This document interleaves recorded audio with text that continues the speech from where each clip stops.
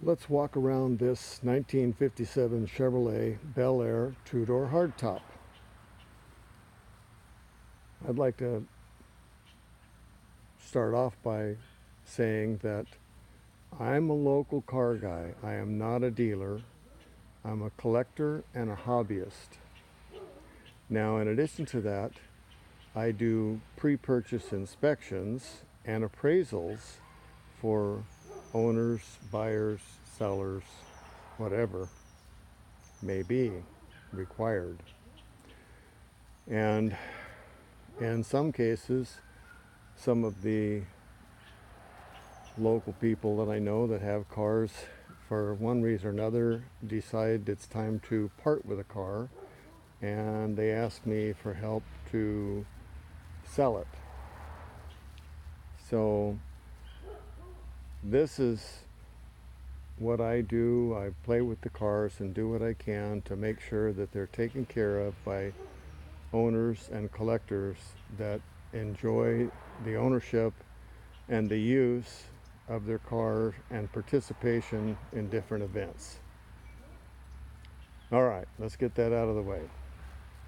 Now, this 57 Chevy is an older body off restoration, rotisserie restoration, or frame off restoration, whatever you want to call it. That's what has been done to this car. But it's been a while, and I really don't know who did it, where it was done, or much about it. So we'll just walk around a little bit and talk about what I see.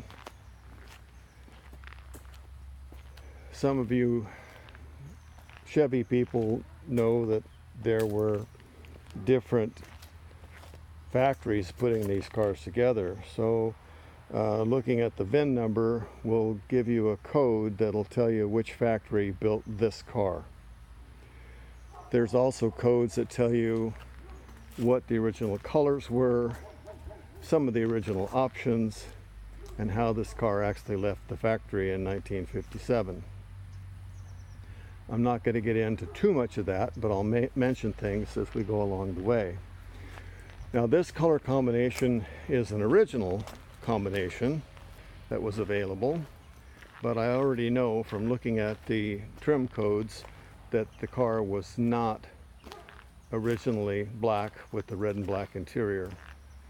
However, it was originally a BelAir with the V8 and automatic transmission, which this car has. Okay, so let's walk into the car a little bit, and I'm going to open the trunk, which I've already left loose for this purpose. Now, in the trunk, you'll see this intake and manifold and carburetor, which is a correct original 1957 piece. And when I open the hood, you'll see what's going on. Somebody has changed the intake manifold and carburetor to aluminum intake and aluminum AFB.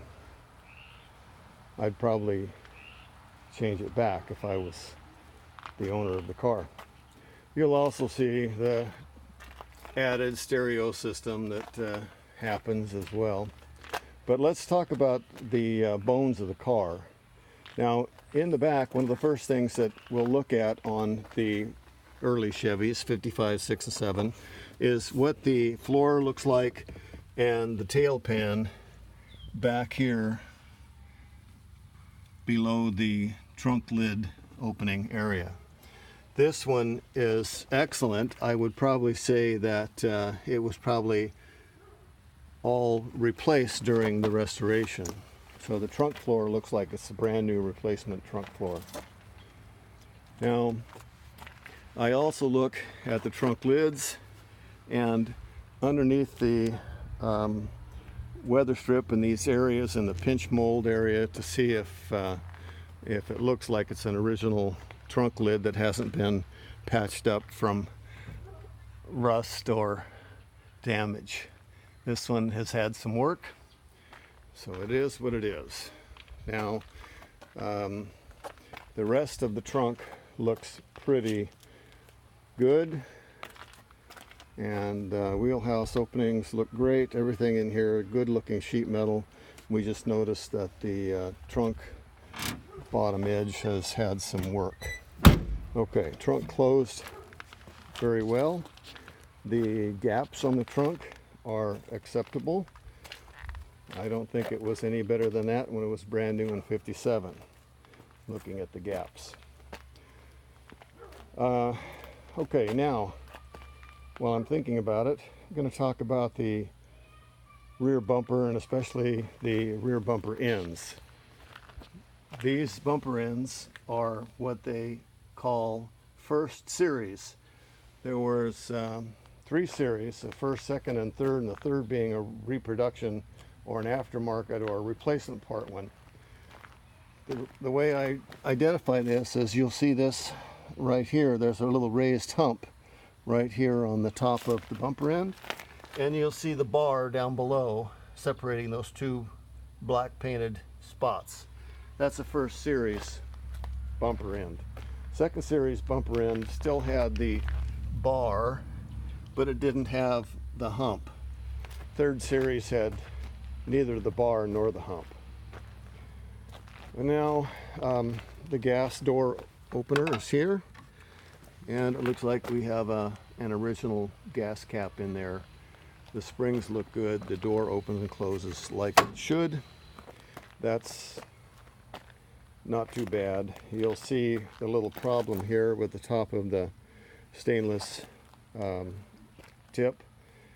That was a spot weld, factory spot weld, holding a bracket that connects these 2 and holds them together. So apparently that little spot weld has broken loose in there. And this side, you can see there's a little dimple where the spot weld is still intact. Now, as far as fit and gaps and so forth on these trim pieces, this car is fair.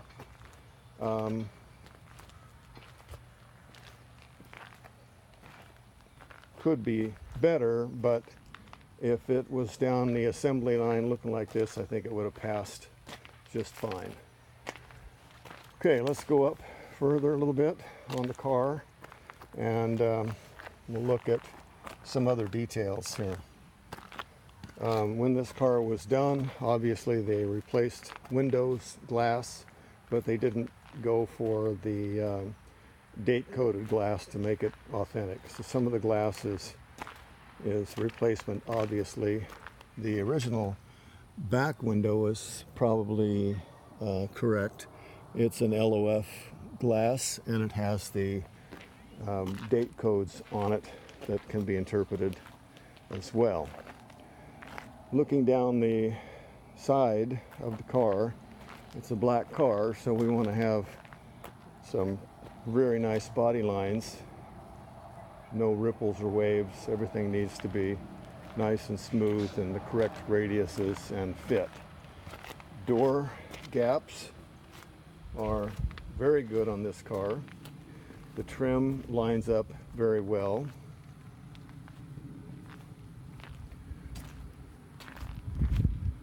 We'll go down to the front here, and you can see the hood gaps, hood fit, the way everything sits here. And you see there's some differences. And if I turn the camera to the side here, you can almost see where the hood and the fender are just a little bit different in the radius. This side of the hood, much better.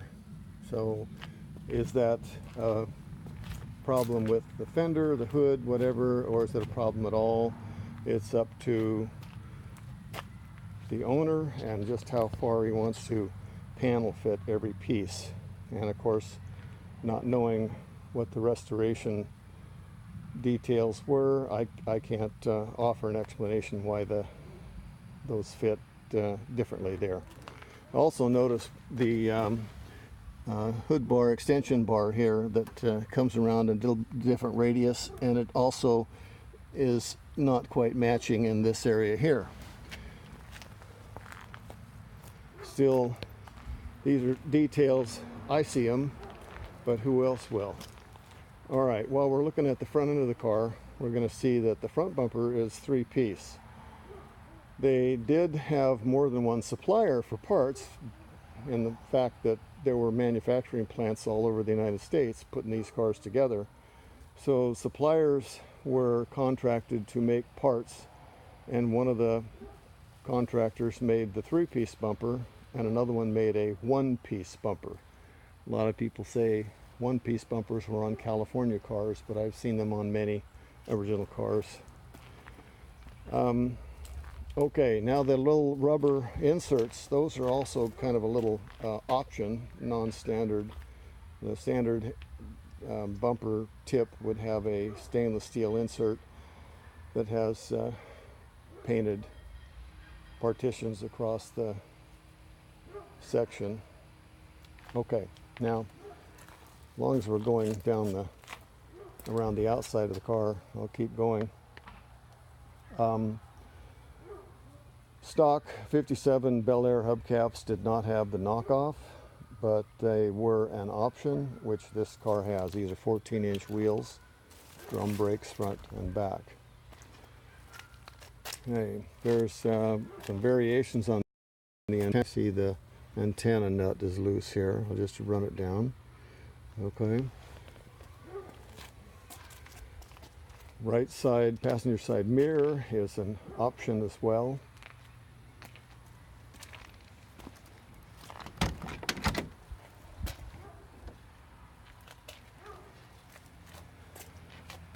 And taking a look at the interior.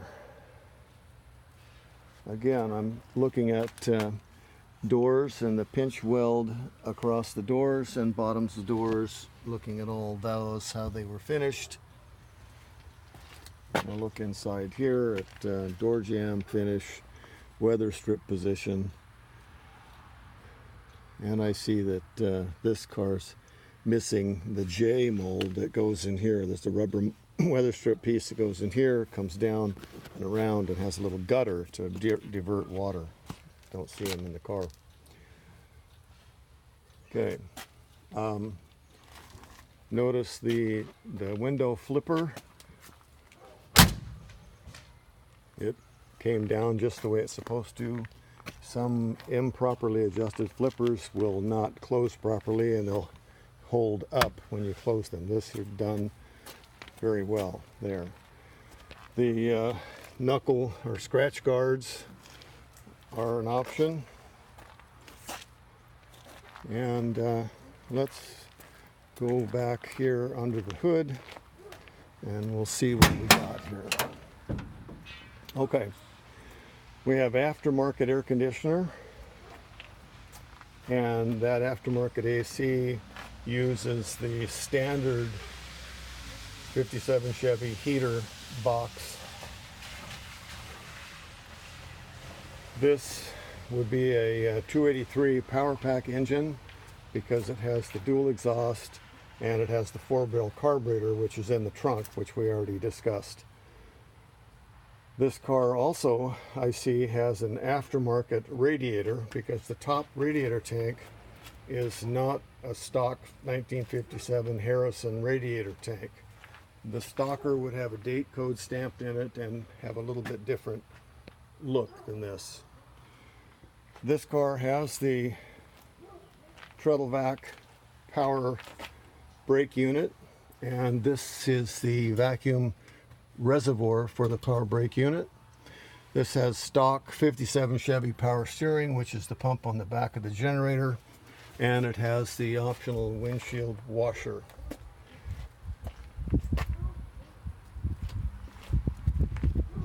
Body tag information here. You can look it up and see what the original colors were on this car. Okay. Bottom of hood, that's the way they were. Some of the Eastern cars got insulation undercoating sprayed on them, made the hoods heavy. This one doesn't have anything sprayed on it other than some paint and maybe some sound deadener insulation back here, looks like, across there. nicely done older restoration, and it has this big stereo thing in it that I'm not a fan of. Okay, so there we go, 57 Chevy. I'm not gonna do the chassis, but I know that the car was restored body off the frame, and the bottom of the body is painted in the correct red oxide. Everything's in the correct colors. They're just a little dirty from road use. Even the center section for the rear end is the red oxide as was original, and everything else the chassis black. So there you have it. I guess I could start it up. We're not going to road test it right now. Didn't do a lot of interior, sorry about that, but I think you see it pretty well. And this air conditioning aftermarket setup that's in this car included the 57 style AC outlets,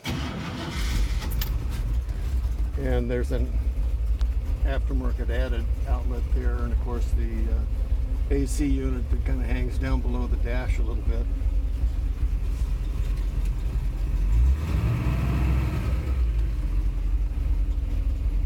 Power brake.